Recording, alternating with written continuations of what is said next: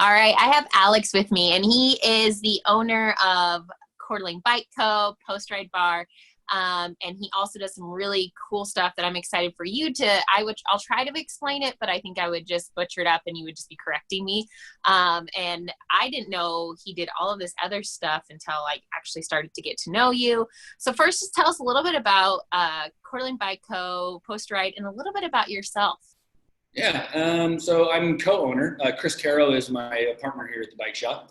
Coeur d'Alene Bike Company and Post Ride Bar. The Post Ride Bar is attached here to the bike shop. So the bike shop came about from work I do overseas. I work with a government contracting agency called Defense Prisoner of War Missing in Action Accounting Agency. And what the agency does is they look for remains of fallen soldiers and service members from past conflicts and try to locate and repatriate their remains to bring them back to the United States. Our specific area of operation for my company, ACS Logistics, is Papua New Guinea and other parts of the South Pacific from World War II. So I was able to get the funding from my work overseas in order to open the shop here in 2015. And actually next week we're going on our 5 years. So wow, congratulations. Yeah, it kind of like it's all comes full circle with when you talk about what our greatest generation, the World War II veterans and service members that fought during that time, kind of comes full circle back to today's world still today, and it's relevant in my world especially. And I think in the community around us here, we built a community around the bike shop, and that wouldn't have ever been able to be come to fruition without those that sacrificed in World War II. Yeah, that's amazing. So we'll go to the bike shop first. How has like COVID and everything happening, how has it affected you guys in a positive or negative way? Of course it was scary at first, as with everybody. It's been challenging. For 2 months we worked strictly out of the garage door of the shop, but after the initial, we didn't know if we were going to have to close down or not. We, as a bicycle shop, service transportation, and transportation is essential. So we were able to stay open during the time. Of course, it's all of our many of our peer businesses. When I say peer businesses, bars, restaurants, and all that. It was bittersweet that we were able to stay open and they weren't. So. It's hard to talk about how well we've been doing when we know that there was other businesses out there that were not necessarily in the same boat that we were. Yeah. COVID-19 for many industries was very successful, very big, and for us, we are April and May, usually we start ramping up during those months, and it went from where we usually transfer from May to June, and everything starts ramping up for tourism and all that here in Coeur d'Alene and the weather. Well, that happened in April. And so basically we had a June type month in April, and then May was even better, and it's and the bike industry just blew up. So good and bad in the sense that we sold through all of our bikes that we've had in the shop and reordered others. But now the country and kind of the world is all out of bikes under a certain price point. So yeah, that's what I was going to say is that, the other bike shops in town that I'm, with the trail and stuff talked to, I went in to look at some bikes and they're like, we don't have anything. We don't know we're going to get stuff because now nothing's getting shipped, and it's kind of crazy. And you guys have like sold out of bikes. Like there's starting to be no bikes. Yeah. So every shop, and Chip over here at Kayak Coeur d'Alene, same story. Other industries, I have friends that work in motorsports, and same story there. Dirt bikes, side by sides, Yeah. equipment, all that stuff. It's been pretty interesting to see a huge increase in business in some industries, and then of course, less in others. Reasons why, COVID had a big impact on it, but I don't know if it was people had time on their hands, so they wanted to. One of the ways to socially distance is to ride your bike. The kids are in the house now, and the parents probably are like, "Get the hell out of here!" Kicking them out of the house. Exactly. People getting government checks from The stimulus money. the stimulus. So lots of reasons why it all increased, and I can't say that it was necessarily any one specific thing, but it's been wild. And like I said before, running the shop out of a garage door and not having a customer walk in your shop for 2 months and having the two biggest months that we've ever had was unforeseen completely. Yeah, that is crazy. I didn't even think about that. Like tourism, usually you guys are starting probably really busy, and then it's like happened a couple months early. Yeah, totally. Yeah. So we usually have like a pretty an even curve going into the summer, and then June hits and it starts ramping. Well, it went from February to March to like April, and it was like all the things that we usually are prepared for. By June, we were just like, holy crap, we got to bring back our employees 2 months early that we usually don't bring on until May, June timeframe. Our seasonal employees, I mean. And so it was, it was challenging. It was fun though. It's all of us were challenged in different ways, and it's great to see our team work together really well and to be able to just kick ass. It was really Yeah. Cool. So is the rentals, have they been going up as well? Yeah. So once June actually hit, every year the rentals did start picking up, and of course, we're one of the few really open cities or states in the country, especially over here on the West Coast or Northwest. So, we've definitely lost a lot of rental business because of the conventions that aren't going on. Oh, that's true. In the just general tourism, but we've been pretty steady with our rentals, and parts and accessories. Service has increased quite a bit. So yeah, that's really cool. every part of our shop has been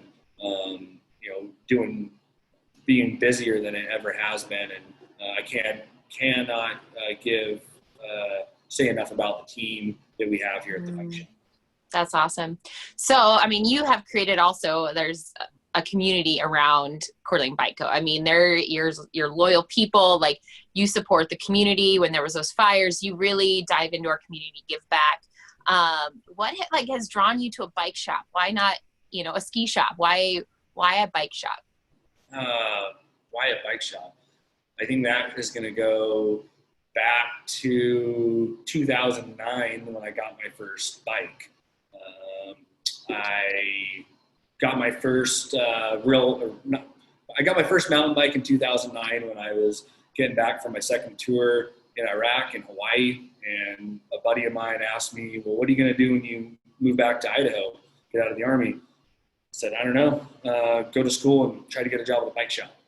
And both those things happened, and I fell in love with the industry, fell in love with the sport, and kind of the rest is history. It's everyone here also does ski sports, snowboard, backcountry ski, all that stuff.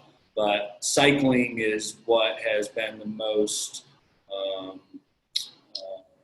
important hobby or really lifestyle that I've ever been a part of. So it is cool to see us build this community, but it's everybody's building it together. It's not me, it's not Chris, it's not our employees, it's everybody. The shop rides, someone meets someone they've never met before, and then all of a sudden they're riding together on rides that aren't a part of the bike shop. And it's just cool to see that grow. Yeah, it's really cool. You guys do those weekly rides, and you guys end and have a beer afterwards. I just love that you have that. Or like I was saying before, is that when they had the fire down the street, and a lot of businesses went out, and I mean, that was destroyed. And one of them was a tattoo shop, which I have to give you credit for this. I mean, you guys did tattoos at your shop as a fundraiser. And I love that you guys get creative and you just rally around our community. Yeah. The tattoo shop, at the time it was Heart City Tattoo. Now it's 4th Street Tattoo. They're up there off of 4th and what's that street? It's right before you get to the freeway. You can't miss it. It's at 4th Street on the building. But Jacob Redmond over there, he's, when they moved here years ago, not years ago, it wasn't that long. But when they moved here, it was, he was a mountain biker, a dirt biker, very similar hobbies, spent time here. Chris gets, all his tattoos from Jacob, and we have helped each other build a community together. And it doesn't have to be just tattoos, tattoo community. It doesn't have to just be a bike shop community. Again, it goes back to the Coeur d'Alene community of people that can come together to for a greater cause, for the greater good. And it was a great event. Yeah, when we did that event, it was we didn't expect I expected a good turnout, but I didn't expect us to raise the money that we did, and it was incredibly awesome to see people come out. And many events we've had in the past, we have a huge turnout because we're giving away a bunch of shit for free. And we've kind of started to go away from that model versus give some sustenance to what we're doing. And that was a great example of that. We also have fundraisers for IPAC, Idaho Panhandle Avalanche Center, every year. We have fundraisers for anything that we feel is directly related to what we believe in, and how we can better the people around us, and save and work together. So I've known Alex for a little while, and all I knew was this biker, this like adventure guy, and I started following you on social media. Well, this week, what was it that you got cut? You got in an accident? Yeah, I got some stitches there. Yeah, who gave you those stitches? So I see his story, and he's actually just sitting there like selfie video while someone gives him stitches. It was a friend of mine, Mike, Meredith's husband here. Meredith she is what we call her self-proclaimed HBIC head bitch in charge here at the bike shop. It's her husband. He's a PA. Not the first time that there's been stitches done at their house. So I was loving that. We got a guy. We got a stitch guy. So then I'm following on social media, and I see he's all over the world doing some great things. So when you came back, I ran into him like, what do you do besides run a bike shop and a bar and be an adventure guy? The really cool thing is what we kind of touched on at the beginning is, finding these bodies. Like, I don't know how to say it correctly, but that's what you guys do. So I guess you would call it finding remains. But really what's left after 75 years is just the bones. All of the, sometimes there's maybe buttons, maybe a dog tag, maybe a ring, maybe some type of personal item. But all the, it's not necessarily a body per se, but there's definitely times where, and so let's go back a little bit. It's like a full-on anthropological, archaeological dig that happens with a team of about 15 or 20 U.S. service members with a scientist attached, and then me as a private contractor doing the logistics for the team out there. and that's right now that's where we're at is Papua New Guinea. And World War II, a lot of people don't know much about it. Most people think, Guadalcanal, which is in Solomon Islands. Yeah. That's the first place I worked back in 2014. So they think of Guadalcanal, they think of Japan or Iwo Jima, the Marshall Islands, but they don't necessarily know much about Papua New Guinea, and most of the world doesn't. It's a pretty wild place to be, but it's exceptional. The people are amazing. The culture is awesome. The weather, it's always warm, sometimes too hot, but yeah, no, it's I feel honored when in the sense that I'm able to continue to serve after my time in the military, or at least serve with other service members, but not necessarily be in the military anymore. So yeah, I didn't know much about Papua New Guinea either until I actually joined a coffee club, and you get coffee from different countries, and then they give you a card and tell you all about it. And then I obviously have been following you and what you've been doing and the pictures and the travels and how gorgeous it is. What is the most rewarding thing about what you do?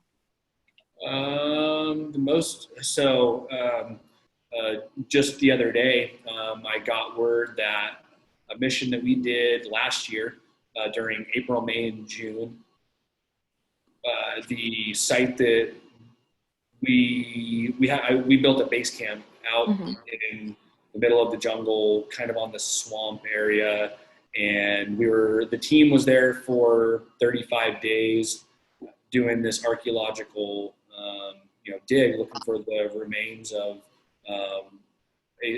one of two specific service members.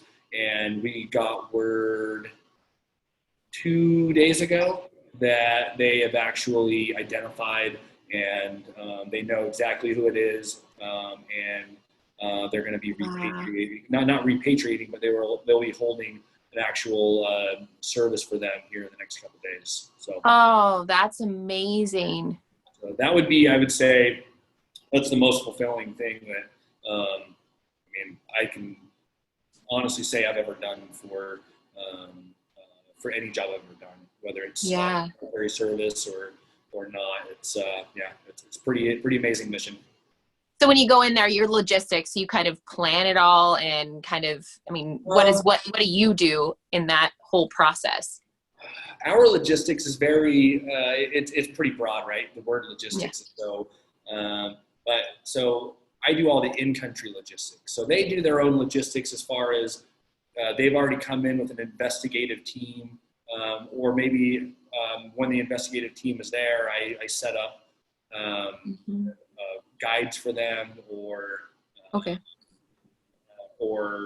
rental vehicles, or procure water, do all like a bunch of the in-country things that they don't need to be worrying about. They need to worry about their specific job, their mission, get to the site and get to work, because we're the U.S. government's spending quite a bit of money to do this, and so downtime is they don't need to be running around Port Moresby, Papua New Guinea, trying to figure out where they're going to get fuel and where they're going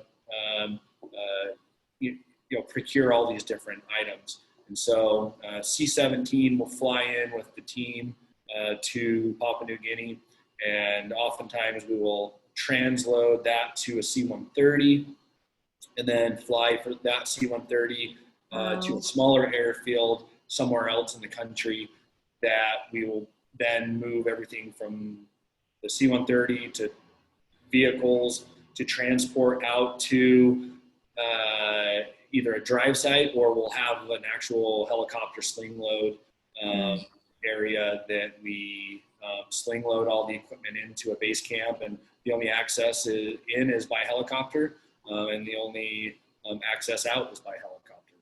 Wow. So there's lots of different things that I do, but most of it has to do with procuring things for the team in a country that they don't know anything about, or just helping with maybe getting the workforce, or having an on-site foreman that is a local national that speaks English and speaks Papua New Guinea Pidgin, and communicate with the military team and the workforce, which the workforce comes from a village that's closest to the crash site or the battle site. And yeah, so lots of different things that Yeah. I really like tell you every little thing that we do, but it's awesome work. It's fun, it's fulfilling, it's challenging, and it's awesome. I mean, I think we could do a whole podcast of just your experiences. I can't even imagine the stories and the things you've seen and experienced doing this. It's amazing. And great work. I mean, especially like you can have someone that can actually have a service for someone that has passed. I mean, that's amazing. Yeah, thank you. So a little bit about you. Let's ask a couple questions before we finish up. But what is one piece of advice you would give a younger you? Oof. A younger me. Yeah, that's a tough one. I can see the wheels spinning, and that worries me. I wouldn't change much. I'm very, I'm generally satisfied with most of this decision making I've made in my life. And I would probably tell myself to get more organized earlier in life. I mean, and even today, I sometimes can be, instead of having a calendar of stuff of all the things that I do, I generally do most of my stuff off the top of my head, and that means that I forget things sometimes. And so I would change that. I would make something. I would start a better organizational system earlier in my life. Oh, that's a great one. I think I think everyone could benefit from that. I mean, I feel like that could have all helped us all later on or earlier on to help us now. Favorite restaurant in Coeur d'Alene? Too easy, Moontime. That's a great one. Yeah, I eat there at least once a week, and the such an amazing staff. They kick ass. They're always, you don't see them stop moving. It's always consistent. It's great food, great atmosphere. So Moontime for sure. That's a great one. Go-to music. Oh, that's pretty. Another one of those. It's all across the board. Like many people. Yeah. I like, Dropkick Murphys. I like Bob Marley. I like, certain types of old school rap. Ice Cube. Yeah. I can't pin down any one specific type of music that I listen to. I listen to it all. Yeah. So you're obviously an adventure junkie and have a lot of fun hobbies. I love that about you. So besides biking, mountain biking, what are another top 2 hobbies or things you like to do? Yeah. Spend time with my son is absolutely one of them. Playing catch with him, doing drills with him. He's an incredibly motivated kid. He works his ass off. He works out on his own. He goes to hitting coaching every week on his own. He goes to catching camps. He gets straight A's. And just spending time with him would be my number one other hobby. And he's such a good kid. It's like one of those, like, I got all the perfect things happen aligned with him, and his mom's done a great job, and it's been nothing but full of pride for myself in raising him, because he makes it easy, makes it look easy. That'd be number one. Dirt biking and backpacking would be the other things. I love being able to ride my dirt bike from my house and hit Canfield Mountain and then go out into the Coeur d'Alene National Forest. That's, just such a an awesome time. But I like to slow it down significantly and put a backpack on and go deep into the mountains, climb some, scramble up some peaks. I don't do like major mountaineering, but I like to, turn the dial way back, still get some adrenaline, but it's slower paced. I think that's one of my favorites too. It's just, and there's nothing better than getting deep into the mountains with no cell phone service, nobody. Yeah. And it's just quiet and you can just be with yourself and your thoughts. I think I agree. It's a great way to slow down and appreciate life. Yeah, on any of those trips, even if I think there might be service, I turn my phone to cell phone or airplane mode on the way in, and I don't turn it on until I hit Sand Point or I hit wherever else it is that we're coming back in. It's a flush, brain flush. Don't worry about all the stuff. You can always be doing something, but you got to be able to take care of your own mind and body and be able to reboot, and that's my way. Yeah. So, what is one life lesson you've learned the hard way?